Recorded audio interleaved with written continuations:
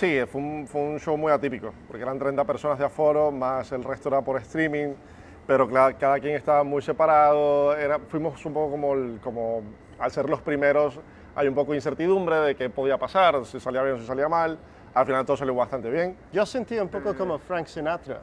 Sí, porque a la primera canción nadie aplaudía, era muy atípica, era súper raro.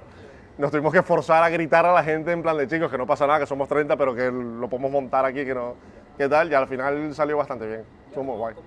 En ese momento que parecía que no ibas a tener nada en muchísimo tiempo, que te diesen eso, pues te saca de casa y te vuelve al mundo, vamos. Sí, nosotros tuvimos 3 meses sin tocar y la prueba de sonido fue de 1 hora de tocar el set entero porque teníamos 3 meses sin tocar.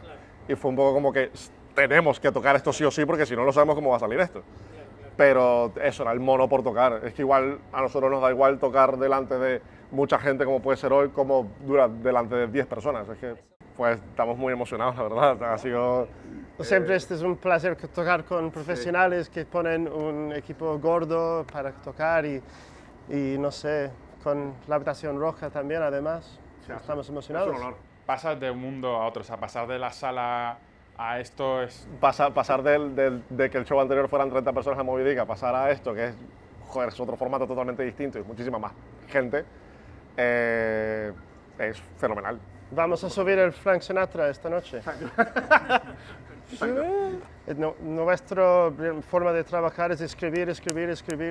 Entonces no cambia mucho, pero claro, me gustaría tener festivales el año que viene si pasa bien. Sí, es un poco como, es lo mismo que nos pasó con la Movidic, o sea, cualquier show que nos salga lo vamos a recibir con los brazos abiertos, bien sea para 5 personas como para que sea otro como este. Es que... Justo grabemos 4 canciones antes del COVID, entonces volvimos a Madrid, desde Sevilla el martes y el jueves, viernes teníamos COVID. Ya estaba cuarentena, sí, hemos sacado 2 singles de esos 4. Los otros próximos 2 pasarán ahora luego de verano. Teníamos planes de sacar disco al final de año, pero claro, con toda esta situación de COVID, pues probablemente los tiempos se reajusten. Pero hasta ahora la repercusión mediática que hemos tenido gracias a lo que ha salido ha sido muy guay. Que nos ha sorprendido mucho. Hemos tenido entrevistas con México. Esta semana tenemos otra con ellos. Aparentemente estamos sonando ya, no teníamos ni idea. O sea que fenomenal. Y muy contentos. Ojalá que esto siga creciendo y siga así. Con Larner Lewis, que es el baterista de Snarky Puppy.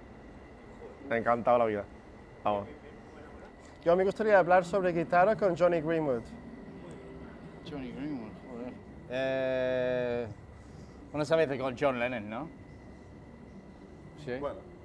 Yo me la tomaría con un personaje de ficción. Con el personaje de una obra de teatro que se llama El Contrabajo, que me parece que, vamos, si pudieras tomar una cerveza solo con una persona y tener una oportunidad, sería esa. Necesito que luego desarrolles eso. Vale. Gracias.